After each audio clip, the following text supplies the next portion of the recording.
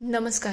आजच्या एपिसोडला जर मी शॉर्टमध्ये एक्सप्लेन करायला जाऊ तर इकडे अण्णा मनोजला सगळ्या गोष्टींची एक जाण देतात. मीनवाईल इकडे तेजाचं सगळं मकर संक्रांतीचा कार्यक्रम सुरू असतो आणि अण्णांना समजतं की काहीतरी गडबड आहे आणि मनोजला ते हिंट विचारतात. इकडे पूजा होते.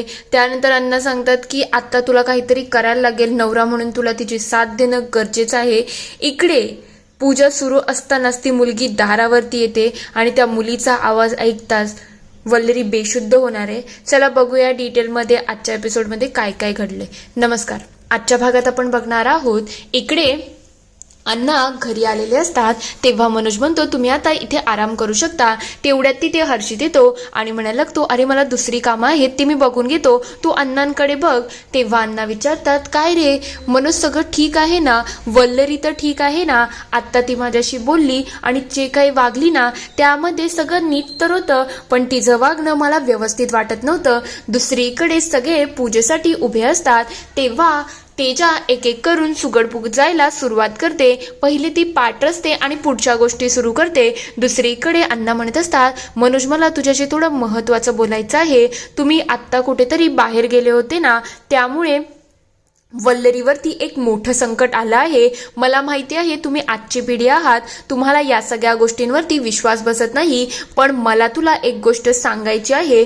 तर दुसरीकडे तेजा इकडे सगळी पूजा मांडत असते आणि प्रेरणा आणि वल्लरी दोघी तिला फुल ऑन सपोर्ट करत असतात की कशी पूजा मांडायची आहे, कसं सगळं काही नीट पाहिजे. इकडे मनोज म्हणत असतो काय म्हणायचंय तुम्हाला, मला काही समजत नाही आहे.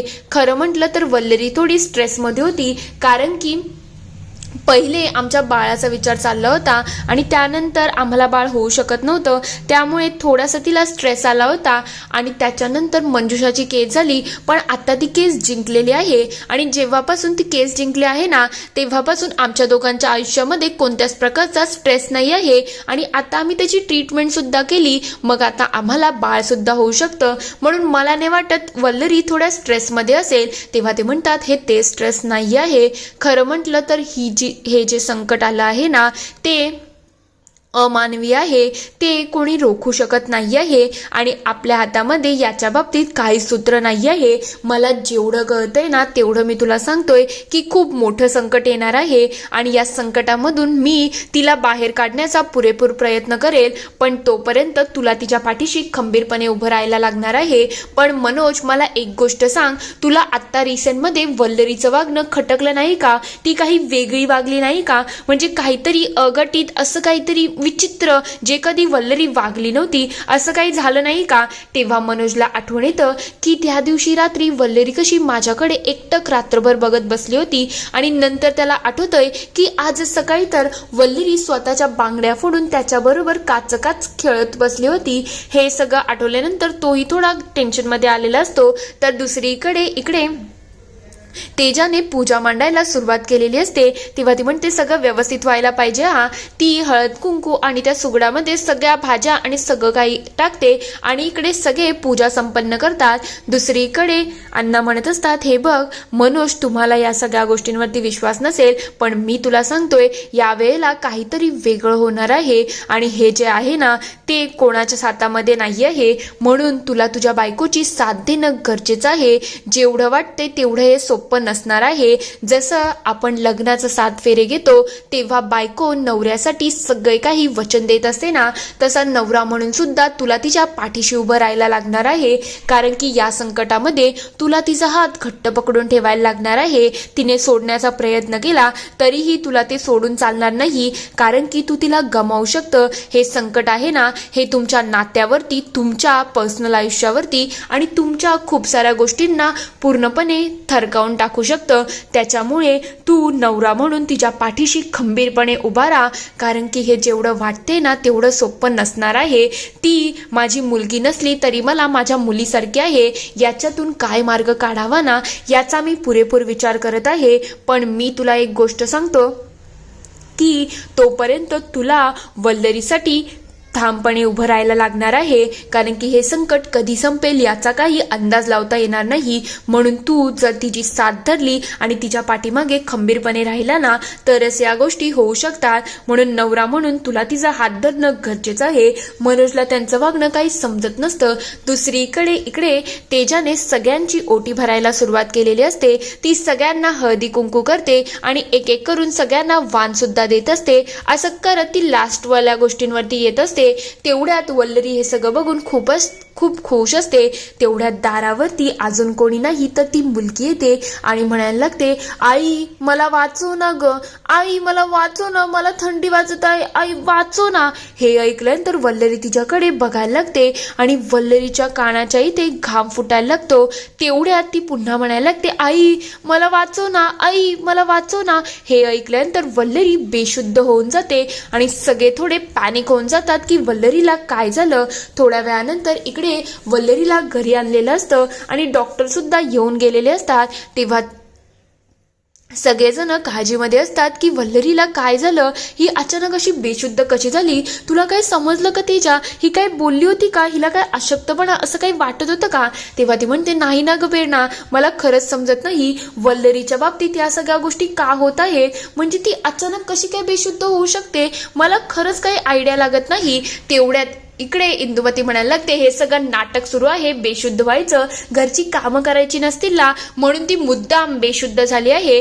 खरं म्हटलं तर आता सासू आली आहे ना, मग सासू सगळी कामं करेल, मग आयता आपल्याला खायला मिळायला पाहिजे, बाळाचा तर विचारच करायचा नाही. आता असं तिला दाखवता येईल ना की आता माझ्यामध्ये त्राणच नाही आहे, मग पाळणा जरा लेट आला तरी चालेल, म्हणून ती हे सगळं करत आहे. तेव्हा तेजा म्हणायला लागते, तुम्हाला अक्कल आहे की नाही, ती बेशुद्ध झाली आहे. डॉक्टरांनी सांगितलं होतं तिला इंजेक्शन देऊन 1-2 तासामध्ये शुद्ध येईल, पण आता 4 आणि 5 तास झाले आहे तरीही तिला शुद्ध आली नाही. आणि त्याच्यामध्ये तुमचं काय पाळणा चाललं आहे, तुम्हाला समजतंय का सिच्युएशन काय आहे आणि तुम्ही वागताय काय. तेव्हा इंदुमती म्हणते, हो का, चहापासून कुठलीच जरा जास्त गरम झाली आहे, तू कोण आहेस ग मला वचवच करून बोलणारी, तेही माझ्या घरामध्ये. हे ऐकल्यानंतर तेजा अजूनच संतापून जाते आणि म्हणायला लागते, अहो शांत व्हा ना तुम्ही, तुम्हाला समजते का तुमची सून आजारी आहे, ती बेशुद्ध झाली आहे आणि तुमचा तोंडाचा पट्टा सुरूच आहे, तुम्हाला समजते का, जरा तरी नीट डोक्याने विचार करा ना. तेव्हा इंदुमती म्हणते, काय ग तू काय मला समजवायला आली का, माझ्या घरामध्ये जास्त रुबाब करायचा नाही, ती माझी सून आहे, ती किती नाटकी आहे ना हे मला चांगल्याच प्रकारे माहिती आहे, म्हणून तू तरी मला शिकू नको की माझ्या सुनेशी मला कसं वागायचं आहे आणि काय करायचं आहे. तेव्हा तेजा म्हणते, तुम्हाला खरंच अक्कल नाही आहे का, तोंड जरा बंद ठेवा, इथे आम्हाला वल्लरीची काळजी वाटत आहे आणि तुमचं काही सतत पाळणा चाललं आहे, डोकं आहे की नाही. तेव्हा प्रेरणा म्हणायला लागते, त्यांना अक्कल नाही आहे, पण तेजा तू तरी शांत हो ना, तू शांतपणे विचार कर, वल्लरीला काय होते आपल्याला त्याचा बघायला पाहिजे ना. इकडे वल्लरी अजून सुद्धा बेशुद्ध असते आणि अराउंड 4 ते 5 तास झालेले असतात. दुसरीकडे अजित म्हणत असतो, पण मनोज मला एक गोष्ट समजत नाहीये, 18 तास झोपणं म्हणजे खूप जास्त झालं असं तुला वाटत नाही का, हे असं नॉर्मल नाही आहे, म्हणजे 18 तास अति होतात, माणूस एक लेवलपर्यंत झोपू शकतो, पण 18 तास जरा जास्त झालं. आणि या सगळ्या गोष्टी जेव्हा होत होत्या तेव्हा तुला, मला असं वाटते वल्लरीची जास्त काळजी घ्यायला पाहिजे, तिला कसलं टेन्शन आलं आहे का, की अजून कसल्या गोष्टींचा ती विचार तर करत नसेल ना, हे तर तुला वाटत नाही ना. खरं म्हटलं तर मलाही वल्लरीची आता काळजी वाटत आहे आणि डॉक्टरांनी इंजेक्शन देऊन आता 4 ते 5 तास झाले तरी तिला शुद्ध येत नाही आहे, तिच्यामध्ये वीकनेस किंवा अजून काही नसेल का. मला असं वाटते तू तिला हप्ताभर ना घरामध्ये आरामच करायला सांग, तिला सांग आता कोणती नवीन केस घेऊ नको आणि कसलाच जास्त विचार करू नको, शांत आणि स्ट्रेस फ्री तिला वातावरण दे, म्हणजे कसं तिला लवकर बरं वाटेल आणि तुझंही आयुष्य थोडं नॉर्मल होऊन जाईल. पण आता मला थोडं हॉटेलला जायला लागेल, प्लीज मी जाऊ का. तेव्हा मनोज म्हणतो, अरे काहीच हरकत नाही, तू जाऊ शकतो, तसंही काम तर व्हायलाच पाहिजे ना. तेवढ्यात तो म्हणायला लागतो, एक काम करणार हर्षित, तुम्हाला सोडो. ते दोघं लगेच तिथून निघून जातात. तेवढ्यात अण्णा म्हणायला लागतात, तुझा किती विश्वास आहे आणि किती नाही मला माहिती नाही, तू नक्कीच डॉक्टरांचा सल्ला घे की वल्लरीला हे सगळं काय होते, पण मी जे सांगतोय ते तू जर एकदा केलं तर त्याचा काही ना काही नक्कीच परिणाम येऊ शकतो. तेव्हा मनोज 1 मिनिट विचार करतो की मला खरंच अण्णांचं ऐकायला पाहिजे की नाही, पण तो लगेच म्हणायला लागतो, अण्णा तुम्ही सांगा काय करायचं आहे, कारण की त्याला दुसरा कोणता पर्याय दिसत नसतो.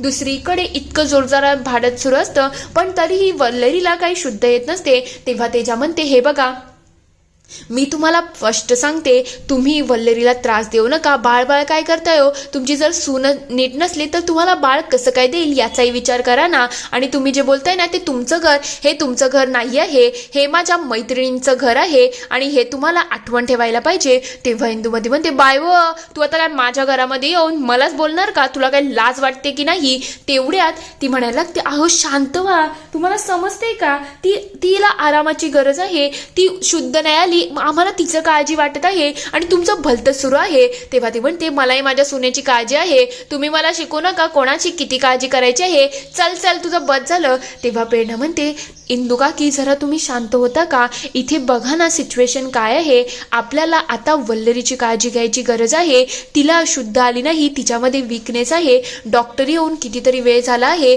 पण तरीही काही परिणाम होत नाही आहे आणि तुम्ही काय बाळाचा विचार करताय, होऊन जाईल हो तुम्हाला बाळ, पण आत्ता तिचा विचार तर करा ना, तिला काय वाटत असेल, तिचं काय सिच्युएशन आहे याचाही आपल्याला विचार करायला पाहिजे ना. तेवढ्यात इकडे वल्लरी थोडे डोळे हलवायला सुरुवात करते. इकडे त्याचं कारण असतं अण्णा दारावरती येतात आणि एक नारळ बाहेर करतात. तेव्हा ते म्हणतात, तुम्ही सगळे जेव्हा पूजा करत होता ना तेव्हा मी देवीच्या मंदिरात जाऊन आलो आणि तिथूनच हा मी नारळ आणला आहे. तेव्हा मनोज सुद्धा हात जोडतो. ते लगेच त्या नारळावरती एक धागा बांधायला सुरुवात करतात. तेवढ्यात इकडे कसं तरी वल्लरीला व्हायला लागतं आणि तिला थोडी का होईना शुद्ध आणि तिच्या डोळ्याची मिचमिच सुरू असते. इकडे त्यांनी पूर्ण धागा बांधायला सुरुवात करतात आणि इकडे इंदुमती म्हणते, ए बस झाला तर तुमचं तोंड गप्प ठेवायचं आणि आत्ताच्या आत्ता या घरातून चालतं व्हायचं, हे माझं घर आहे.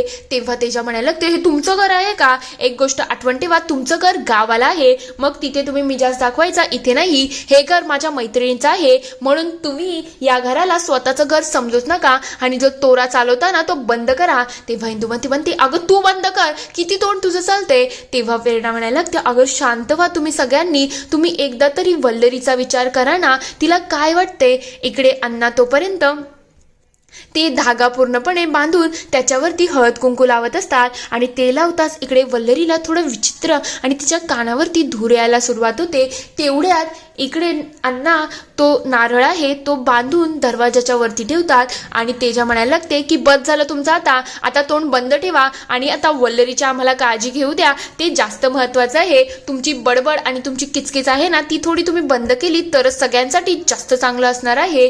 तेवढ्यात वल्लरीला आठवण येतं की ती मुलगी तिच्या आयुष्यामध्ये कशी आली, ती कशी चालत जात होती आणि त्यानंतर ती कशी गायब झाली.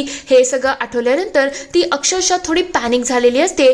तेवढ्यात ती डोळे उघडते पण तिच्यावरती तो ताबा इतका जास्त असतो ना की ती डोळे उघडून पुन्हा बेशुद्ध होऊन जाते. इथे हा पूर्ण एपिसोड संपतो. पुढील भागात आपण बघणार आहोत वल्लरीला जशी जाग येते ना तेव्हा ती म्हणते, मला एक सांगा ना, ती मुलगी कुठे आहे, त्या मुलीला शोधायला पाहिजे, ती मुलगी कशी काय गायब झाली, मला खरंच काही कळत नाही आहे. तेवढ्यात ती मुलगी पुन्हा वल्लरीच्या दारामध्ये घुसण्याचा प्रयत्न करत असते पण त्या नारळामुळे तिला त्या घरामध्ये घुसण्याचा काही प्रवेशद्वार मिळत नसतो, म्हणून ती बाहेर राहूनच जोरजोरात हाका मारते, आई आई मला वाचू ना, मला वाचू ना. तेव्हा वल्लरीला जाग येते. तेव्हा तिचं लक्ष जातं की ती मुलगी खाली आहे आणि वल्लरी लगेच तिच्या जवळ येते आणि तिला मिठीमध्ये घेते. इथे हा पूर्ण एपिसोड संपतो. आता वल्लरी तर खरंच स्वतःहून या संकटामध्ये अडकत चाललेलीच आहे. खरंच अण्णा काहीतरी करून तिला या संकटातून बाहेर काढू शकतील की नाही, तुम्हाला काय वाटतं ते मला कमेंटमध्ये नक्की कळवा. व्हिडिओ आवडला असेल तर लाईक, शेअर, सबस्क्राईब करायला विसरू नका. Thank you for watching.